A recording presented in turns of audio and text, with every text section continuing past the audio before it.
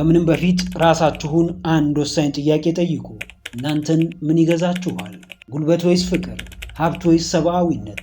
ጭካኔ ወይስ ደግነት? በዚህ ቪዲዮ አንዳች ሰውን የሚጎዳ መጥፎ ነገር ሳታደርጉ የምትፈልጉትን ሰው ገዝታችሁ በቁጥጥራችሁ ስር የምታደርጉበትን 9 ወሳኝ ጥበቦች እንመለከታለን። ማሳሰቢያ፣ እነዚህን ጥበቦች በፍጹም ሰውን ለመጉዳት እንዳትጠቀሙባቸው። ከዚህ ቪዲዮ በኋላ ማንም ችላ ይላችሁ። ሰውን ለመግዛት መጠቀም ያለባችሁን 9ን ጥበቦች ከአንደኛው ጀምረን እንመልከት። አንደኛው፣ የምትፈልጉትን ሰው ገዝታችሁ በራሳችሁ ቁጥጥር ስር ለማድረግ መጠቀም ያለባችሁ ጥበብ ቸልተኛ መሆን ነው፣ ወይም ቢይንግ ኬርለስ፣ ግዴለሽ መሆን። ነገሮችን እያዩ እንዳላዩ ማለፍ፣ እየሰሙ እንዳልሰሙ መሆን። ለነገሮች ትኩረት በሰጣችሁ ቁጥር ያ ነገርየው ነው እንጂ የሚገዛችሁ እናንተ አይደላችሁም ያንን ነገር የምትገዙት። ስለዚህ ከሰዎች ጋር ባላችሁ ግንኙነት ስፔሻሊ ደግሞ እናንተ ፍቅር እየሰጣችሁ ፍቅር የማይሰጧችሁ፣ እናንተ እየፈለጋችኋቸው የማይፈልጓችሁ ሰዎች ካሉ እነሱን ኬርለስ ሆናችሁ ግዴለሽ ሆናችሁ ችላ ትሏቸዋላችሁ። ከዛ በኋላስ ነገሮች የተገላቢጦች መሆናቸው አይቀርም። ዘንድ እነሱ እናንተን መፈለግ ይጀምራሉ ማለት ነው። ስለዚህ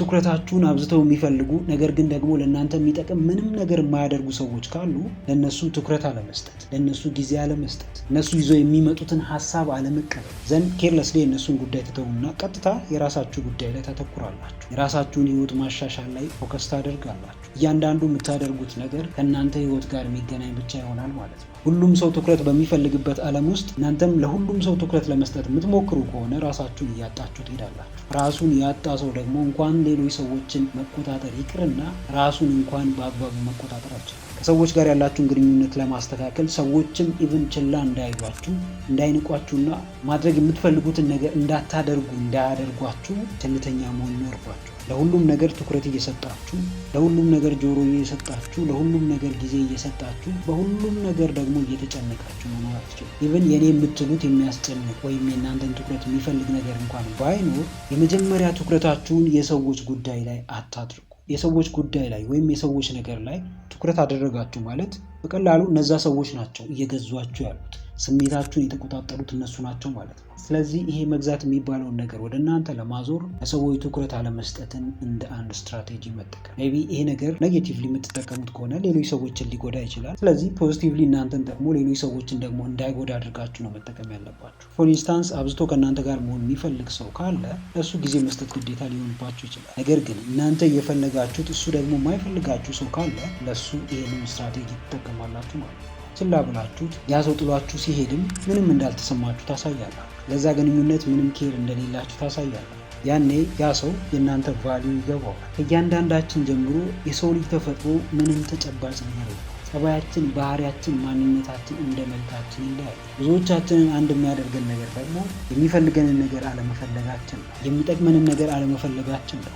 ሰዎችን መግዛት የምትፈልጉ ከሆነ ወይም ደግሞ ሰዎች በእናንተ ቁጥጥር ስር እንዲሆኑ የምትፈልጉ ከሆነ ችላ ትሏቸዋላችሁ ማለት ነው። ሁለተኛው፣ ሰውን ለመግዛት መጠቀም ያለባችሁ ጥበብ ስሜትን መደበቅ ወይም ሃይዲንግ ኢሞሽን። የሚሰማችሁን እያንዳንዱን ነገር ግልጽ አድርጋችሁ የምታወጡ ከሆነ ሰዎች ለእናንተ ያላቸው ቦታ ይቀንሳል። እናንተ ያላቸው ቦታ ቀነሰ ማለት ደግሞ በፍጹም በእናንተ ቁጥጥር ስር አይወድቁ። ለምን? የእናንተን ክፍተት ያውቃሉ። የእናንተን የስሜት መዛባት፣ የስሜት ቀውስ ያውቃሉ። ምን ሲደረግ ምን እንደሚሰማችሁ፣ ደካማ ጎናችሁ ምን እንደሆነ፣ ምን እንደሚያስከፋችሁ፣ ምን እንደሚያበሳጫችሁ እያንዳንዱን ነገር ያውቃሉ። ምን ያክል ደካማ እንደሆናችሁም ይረዳሉ። ስሜታቸውን በግልጽ የሚናገሩ ሰዎች፣ ስሜታቸውን በአደባባይ የሚገልጹ ሰዎች ለብዙ ሰዎች ደካማ ሰዎች ናቸው። ለብዙ ሰዎች ራሳቸውን ኮንትሮል ማድረግ የማይችሉ ልፍስፍስ የሚባሉ ሰዎች ናቸው። ስለዚህ እንደዚህ መሆን ማትፈልጉ ከሆነ ስሜታችሁን መደበቅ ግዴታ ነው። እያንዳንዱን የምታደርጓቸውን ነገሮች ግልጽ አለማድረግ። ሰዎች ነን። ብዙ አይነት ስሜቶች በአንድ ቅጽበት ሊታዩብን ይችላሉ። ለምሳሌ የሆነ ጊዜ ደስ ሊለን ይችላል፣ ወዲያው ደግሞ ሊከፋን ይችላል። እንደዚህ አይነት ስሜቶቻችንን ግልጽ የምናደርግ ከሆነ ሰዎችን መቆጣጠር አይደለም ራሳችንንም መቆጣጠር አንችልም። ስሜታቸውን ዋጥ የሚያደርጉ የተሰማቸውን ነገር ሁሉ ልክ እንደተሰማቸው ሪአክት የማያደርጉ ሰዎች ናቸው ራሳቸውንም ገዝተው ሰውንም መግዛት የሚችሉ። ሰውንም ደግሞ መግዛት የሚችሉት በካራክተራቸውና በጠንካራ ማንነታቸው። ጠንካራ ካራክተር፣ ጠንካራ ማንነት፣ የማይሸበር የማይደነግጥ፣ ትንሽ ነገር ውስጡን የማይረብሸው ስብዕና ያለው ሰው ከራሱ በላይ ለብዙ ሰዎች መትረፍ ይችላል። ከራሱ በላይ ለብዙ ሰዎች ትክክለኛውን መንገድ ማሳየት ይችላል። ራሳችሁን እንደ መሪ ማሰብ ስትጀምሩ ራስን መግዛት የሚባለው ነገር ግዴታ እንደሆነ ይሰማችኋል። ይሆናል። ራስን መግዛት ብቻ ሳይሆን የገዛችሁትን ማንነታችሁን ደግሞ ግልጽ አለማድረግ፣ ስሜቶቻችሁን አደባባይ አለማውጣት። ለምን በዙሪያችሁ ያሉ የቅርብ ሰዎቻችሁ አይሆኑ? የሚረዷችሁ በጣም ጥቂት ሰዎች ናቸው። ስትከፉ የሚደሰቱ በጣም ብዙ ሰዎች አሉ። ስትደሰቱ ደግሞ የሚያዝኑ በጣም ብዙ ሰዎች አሉ። ስለዚህ የማይጨበጥ ማንነትን መገንባት ይኖርባችሁ። ይህ የማይጨበጥ ማንነት ደግሞ እናንተን እንዳትገምቱ ያደርጋችኋል። ሰዎች እናንተን እንዲፈሩ ያደርጋችኋል። ሰዎች ፈሯችሁ ማለት ደግሞ በእናንተ ቁጥጥር ስር ናቸው ማለት ነው። የእነሱን ፍርሃት ደግሞ ኔጌቲቭሊ ሳይሆን ፖዚቲቭሊ ነው መጠቀም ያለባችሁ። እያንዳንዱ የሚፈራችሁ ሰው ሜይቢ ከእናንተ ያነሰ ስልጣን ስላለው ወይም ከእናንተ ያነሰ እውቀትና አቅም ስላለው ሳይሆን ማንነታችሁና ስሜታችሁ ግልጽ ስላልሆነ ብቻ ሊሆን ይችላል የሚፈራችሁ። ፍርሃቱን ወይም እናንተን ማክበሩን ፖዚቲቭሊ እሱን በሚረዳው ወይም እሱን በሚጠቅመው መንገድ እንዲሁም ደግሞ እናንተን በሚጠቅም መንገድ ነው መጠቀም ያለባችሁ። የሰውን ልጅ እውነተኛ ማንነት ቀርባችሁ እንኳን ማወቅ አትችሉም። ለምን? ብዙ ሰው ድብቅ ነው። እውነተኛውን ማንነቱን በጊዜ ሂደት ነው እየገለጠ የሚያሳያችሁ። እሱን የምታውቁ ደግሞ ከሆነ ሌላው ሰው እንደሚያደርገው አብዛኛው ሰው እንደሚያደርገው እናንተም ትክክለኛ ማንነቴ ነው የምትሉትን ወይም ሊያስጠቃኝ ይችላል ብላችሁ የምታስቡትን ስብዕና ወይም ማንነታችሁን፣ ካራክተራችሁን መደበቅ፣ ስሜታችሁን መደበቅ። ሜይቢ የተወሰኑ ሊረዷችሁ የሚችሉ ሰዎች ካሉ ከእነሱ ጋር ብቻ ዲል ማድረግ። ሶስተኛው ሰውን ለመግዛት መጠቀም ያለባችሁ ጥበብ ሚስጥረኛ መሆን ነው፣ ወይም ቢንግ ሴክሬቲቭ። ሚስጥረኛ መሆን፣ ድብቅ መሆን፣ ስፔሻሊ ደግሞ በጣም ሴንሲቲቭ የሚባሉትን የህይወታችሁን ክፍል ለማንም አለመናገር። ለምን የቅርብ ጓደኛችሁ አይሆንም? ለምን የቅርብ የምትሉ የቤተሰብ አባል አይሆንም? ሴክሬት መሆን ካለበት ሴክሬት ማድረግ፣ በሚስጥር መያዝ ካለባችሁ በሚስጥር መያዝ። ለምሳሌ የፋይናንስ አቅማችሁን ሊሆን ይችላል፣ ሪሌሽንሺፓችሁን ሊሆን ይችላል፣ ሳለሪያችሁን ሊሆን ይችላል፣ ኔክስት ሙቫችሁን ወይም በቀጣይ ማድረግ ያሰባችሁትን ትላልቅ እቅዶች ሊሆን ይችላል። እነሱን ሴክሬትሊ መያዝ። እያንዳንዱ የምታደርጓቸውን ነገሮች እንዲህ ላደርግ ነው እንደዛ ላደርግ ነው ብላችሁ የምታወሩ ከሆነ ሰዎች ለእናንተ ያላቸው ቦታም እየቀነሰ ነው የሚሄደው። ኢቭን ማድረግ የምትፈልጉትን የተናገራችሁትን ነገር ራሱ ሊያበላሹባችሁ ይችላሉ። ሁሉም ሰው ለእናንተ ደግ አይደለም። ሁሉም ሰው ለእናንተ ክፉ አይደለም። ጥንካሬያችሁን፣ ብርታታችሁን፣ መነሳታችሁን የሚፈልጉ ብዙ ሰዎች ይኖራሉ። እንደዛው ደግሞ ውድቀታችሁን፣ ሽንፈታችሁን የሚፈልጉ ብዙ ሰዎች ይኖራሉ። ሚስጥር መያዛችሁ ተገማች እንዳትሆኑ የሚያደርጋችሁ። ተገማች ካልሆናችሁ ደግሞ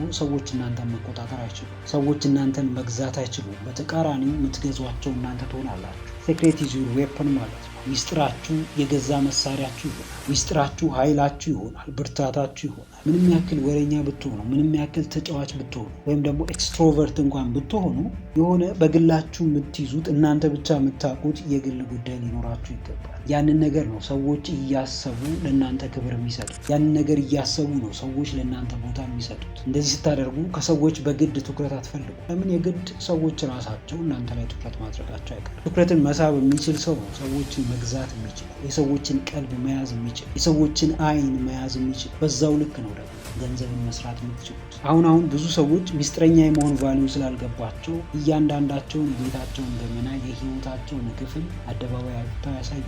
ከዛ በኋላስ ይደረግባቸው ጫና እጅግ በጣም ብዙ።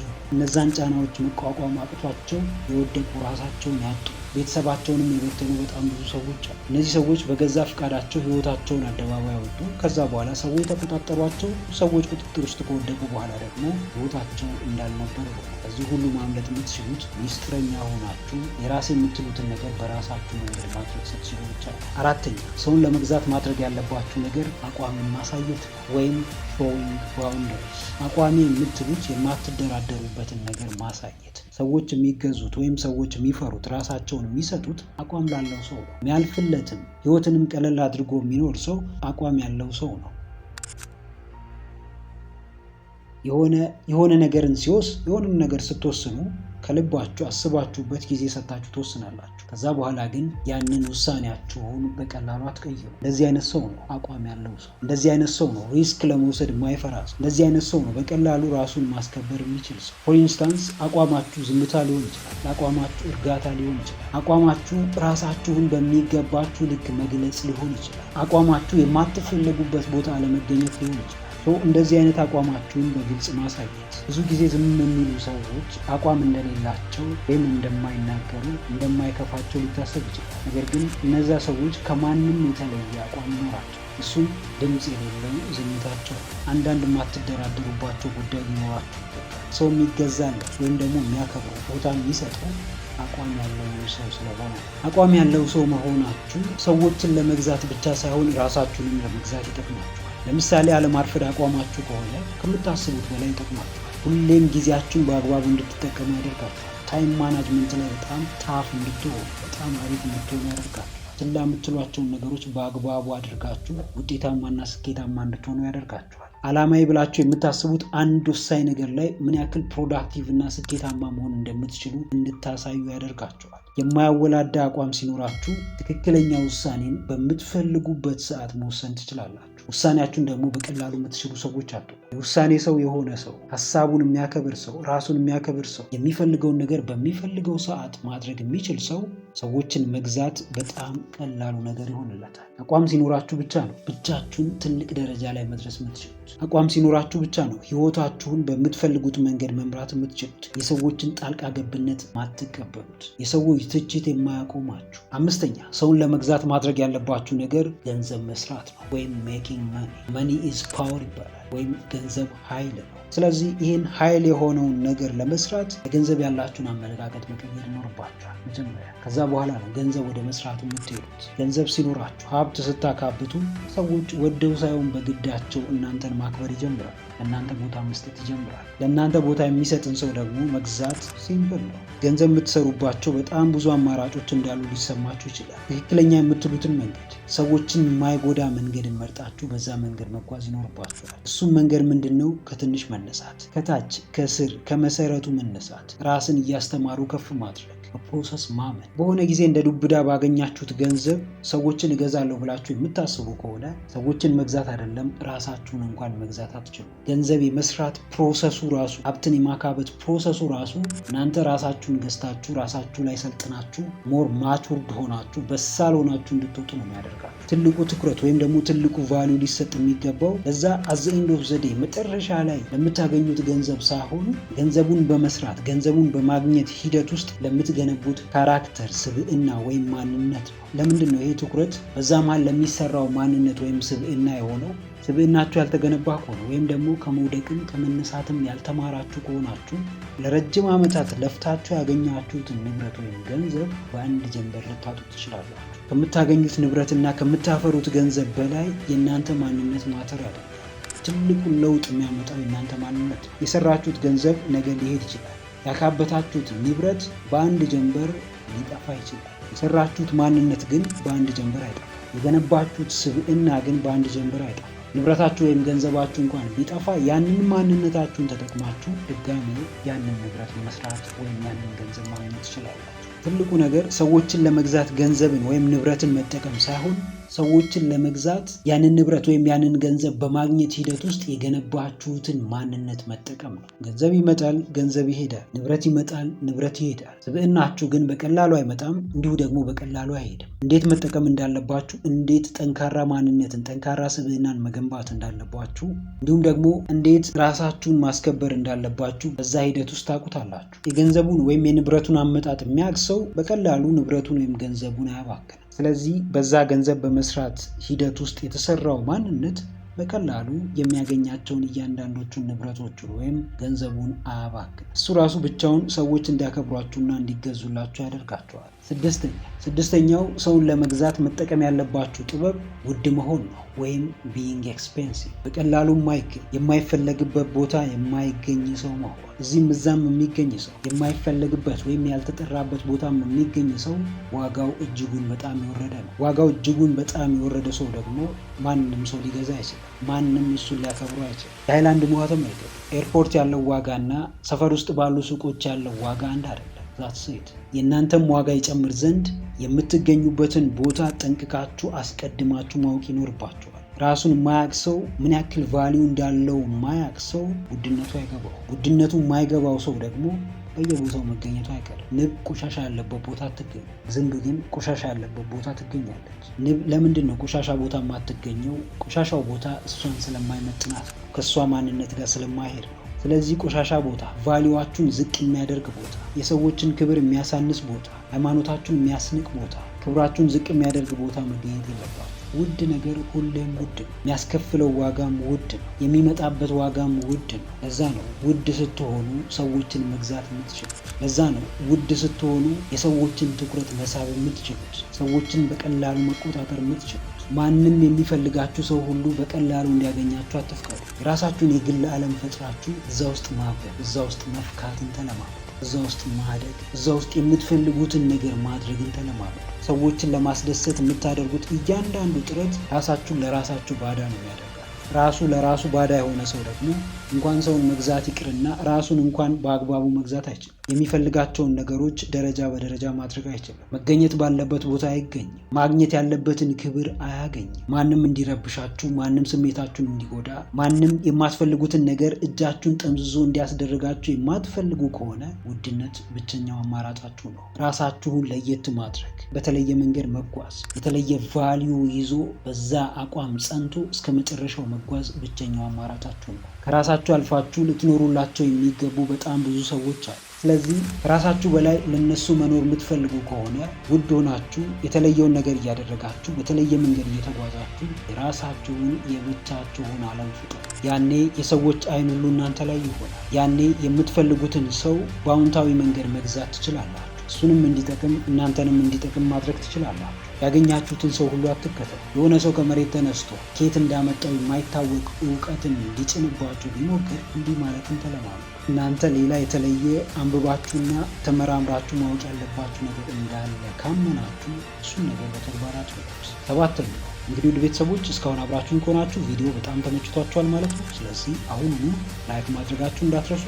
እንዲሁም ደግሞ ለቻናሉ አዲስ ከሆናችሁ አሁኑኑ ሰብስክራይብ በማድረግና የደወል ምልክቱን በመጫን ቤተሰብ መሆን ትችላላችሁ። ሰባተኛው ሰውን ለመግዛት መጠቀም ያለባችሁ ጥበብ ሁሌም መማር ነው ወይም ለርን ኦልዌይስ። ሁሌም ራስን ማስተማር፣ ሁሌም አዲስ ነገር ማወቅ፣ አዲስ ነገር መሞከር፣ አዳዲስ ነገሮችን ራስ ላይ ፕራክቲስ ማድረግ። ሁሉንም ነገር ስትነካኩ በሁሉም ነገር አቬሬጅ ነው የምትሆኑት። ስለዚህ አንድ ሌሎች ሰዎችን የምትመሩበት፣ ሌሎች ሰዎችን የምታስተምሩበት፣ እንዲሁም ደግሞ ሌሎች ሰዎችን የምትገዙበት አንድ ሙያ ወይም አንድ ወሳኝ ነገር ያስፈልጋቸዋል። እዛ ላይ ኤክስፐርት ስትሆኑ፣ ያንን ነገር ማስተር ስታደርጉት ሰዎች በዛ ምክንያት በእናንተ ቁጥጥር ስር ይወድቃሉ። ከእናንተ ለመማር ይመጣሉ። በእናንተ ቁጥጥር ስር ወደቁ ማለት ደግሞ ወይም ደግሞ ከእናንተ ለመማር መጡ ማለት ደግሞ ገንዘብ መስራት ትችላላችሁ፣ እውቀታችሁን ማካፈል ትችላላችሁ፣ ኢነርጂያችሁን ቡስት ማድረግ ትችላላችሁ፣ ኢቭን ህልማችሁንም መኖር ትችላላችሁ። ሁሉም ቦታ ግን የምትገቡ ከሆነ አቬሬጅ ነው የምትሆኑት ወይም ሚዲዮከር ነው የምትሆኑት። ሚዲዮከር ሰው ደግሞ እንኳን ለራሱ ለማንም አይሆን። የሆነ የጀመራችሁት ቢዝነስ ካለ ወይም የሆነ የጀመራችሁት ስራ ካለ እዛ ነገር ላይ ኤክስፐርት እስክትሆኑ ድረስ መግፋት፣ አንድን ነገር መምረጥ፣ የሆነ የምትታወቁበት ነገር ወይም የምትታወቁበት ዘርፍ ሊኖር ይገባል። ትምህርት ሲባል ይሄ አካዳሚካል ትምህርት ብቻ ነው። ከራስን መማር፣ ከድክመት ከጥንካሬ መማር፣ ከሰዎች መማር። በተለይ ደግሞ ከሰዎች ውድቀትና ከሰዎች ስህተት የሚማሩ ሰዎች በጣም ብልህ ሰዎች ናቸው። ለነሱ ሰውን መግዛት በጣም ቀላል ነው። ለነሱ የሰውን ትኩረት መሳብ በጣም ሲምፕል ነው የሚሆነው። ለምን? ሌሎች ሰዎች ያደረጉትን ነገር ያያሉ፣ ከነሱ ይማራሉ፣ እነሱ ያደረጉትን ነገር ይደግማሉ። እነሱ ባልሄዱበት መንገድ ደግሞ ሄደው ሌላ አዲስ ግኝትን ማግኘት ይችላሉ። እናንተ በቃኝ ብላችሁ እስካላቆማችሁ ድረስ ትምህርት አያበቃም። ስፔሻሊ ደግሞ የህይወት ትምህርት መቼም አያበቃም። በምድር ላይ እስካላችሁ ድረስ ሁሌም ትማራላችሁ፣ ሁሌም አዲስ ነገር ታውቃላችሁ። ያንን የምታውቁትን ወይም የተማራችሁትን ነገር ደግሞ መሬት ላይ አውርዳችሁ ማሳየት የእናንተ ድርሻ ነው የሚሆነው። ብዙዎቻችን ምንም አይነት የእውቀት ችግር የለም። የብዙዎቻችን ትልቁ ችግር ያንን የምናውቀውን ነገር ምድር ላይ ማውረድ አለመቻላችን ነው። ሜቢ ያ እውቀታችን ህይወታችንን ኮምፕሊትሊ የሚቀይር ነገር ሊሆን ይችላል። ሜቢ ያ እውቀታችን ከራሳችን አልፎ ለብዙ ሰዎች የሚጠቅም እውቀት ሊሆን ይችላል። የሆነ የያዛችሁ ነገር ካለ፣ ዲቴል ማወቅ የምትፈልጉት ነገር ካለ፣ ቁንጽል የሆነ እውቀት ብቻ እንዳላችሁ የሚሰማችሁ ከሆነ ስለዛ እውቀታችሁ ጠለቅ ብላችሁ መርምሩ፣ ጠለቅ ብላችሁ አጥኑ። ዘንድ ያንን እውቀታችሁን ተጠቅማችሁ ሰዎችን ጥቀሙ። ከዛ በኋላ ሰዎችን መግዛት፣ ሰዎችን በእናንተ ቁጥጥር ስር ማድረግ በጣም ሲምፕል ነው። ሰዎችን ስትቆጣጠሩ ደግሞ አሁንም ደግሜ እነግራችኋለሁ፣ ለመጥፎ ነገር በፍጹም እንዳትጠቀሙ። ሰዎችን በረዳችሁ ቁጥር፣ ለነሱ አዲስ ነገር በሰጣችኋቸው ቁጥር እናንተን ህይወት ከፍ እያለና እያደገ ነው የሚሄደው። ስምንተኛ ሰውን ለመግዛት መጠቀም ያለባችሁ ጥበብ ራስን መሆን ወይም ቢ ዩርሰልፍ። ራስን መሆን፣ ጄኒውን የሆነ ማንነታችሁን መቀበል፣ ከራስ ጋር ሰላም መፍጠር፣ ራሳችሁን ሳትቀበሉ፣ ራሳችሁን ሳታከብሩ፣ ለራሳችሁ ቦታ ሳትሰጡ ሌሎች ሰዎች ቦታ እንዲሰጧችሁ፣ ሌሎች ሰዎች እንዲቀበሏችሁ፣ ኢቭን ሌሎች ሰዎች እንዲያከብሯችሁ የምትሄዱ ከሆነ የምታተርፉት ድካም ብቻ ነው። የምታተርፉት ራሳችሁም ያላችሁን ቦታ ማውረድ ብቻ ነው። ሰው ራሱን ሳይቀበል ከራሱ ጋር ሰላም ሳይሆን ሌላን ሰው መግዛት አይችልም። ከሌላ ሰው ጋር ሰላም መፍጠር አይችልም። ከሁሉም የሚቀድመው ከራሳችሁ ጋር ያላችሁ ሰላማዊ ግንኙነት ነው። ከሁሉም የሚቀድመው እናንተ ለራሳችሁ ያላችሁ ስሜት ነው። ራሳችሁን መግዛት መቻላችሁ ነው። ራሳችሁን ስታውቁ ነው ጠንካራ ጎናችሁንና ደካማ ጎናችሁን መለየት የምትችሉት። ያኔ ጠንካራ ጎናችሁ ላይ ጠንክራችሁ ትሰራላችሁ። ደካማ ጎናችሁን በተቻላችሁ አቅም ለማሻሻል ትሞክራላችሁ። ያኔ ነው ነገሮች መቀየር የሚጀምሩት፣ ህይወታችሁ መቀየር የሚጀምሩት። ራሱን መሆን የማይችል ሰው፣ ሁሌም በአስመሳይነት የሚኖር ሰው መቼም ሰዎችን መቆጣጠር አይደለም ራሱን እንኳን መቆጣጠር አይችልም። ስሜቱን በሚገባው ልክ እንኳን መግለጽ አይችልም። ለምን? ማንነቱ ሁሉ፣ የሚያደርገው ነገር ሁሉ፣ የሚናገራቸው ነገሮች ሁሉ ፌክ ናቸው። ፌክ ነገር ደግሞ ተሰባሪ ነው። ፌክ ነገር ደግሞ የሆነ ጊዜ የሚጠፋ ነገር ነው። ፌክ ነገር ደግሞ የሆነ ጊዜ ሰዎች ፊት የሚያዋርደን ነገር ነው። ፌክ የሆነ ነገር ይዛችሁ ከሆነ እሱን ነገር አሁኑኑ ልቀቁት። ምንም እንኳን ብዙ ጊዜ ዓለም የምታከብረውና ቦታ የምትሰጠው አስመሳዮች ቢሆኑም እነዛ ዓለም ያከበረቻቸው አስመሳዮች ግን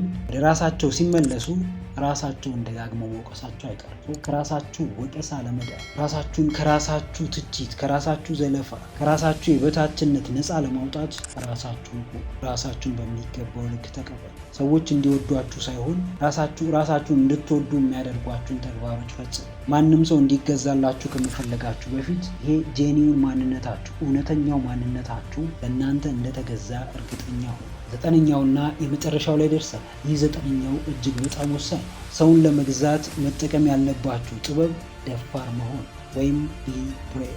ደፋር መሆን፣ ሪስክ ለመውሰድ አለመፍራት፣ አዲስ ነገር ለመሞከር አለመፍራት፣ የሰውን ምላስ፣ የሰውን ትችት አለመፍራት፣ ፍርሃትን አሽቀንጥሮ መጣል ማለት ነው። ብዙ ሰው የሚገዛው ለደፋር ሰው ነው። ብዙ ሰው ቦታ የሚሰጠው የሚያከብረው ደፋር የሚባለውን ሰው ነው። ለምን?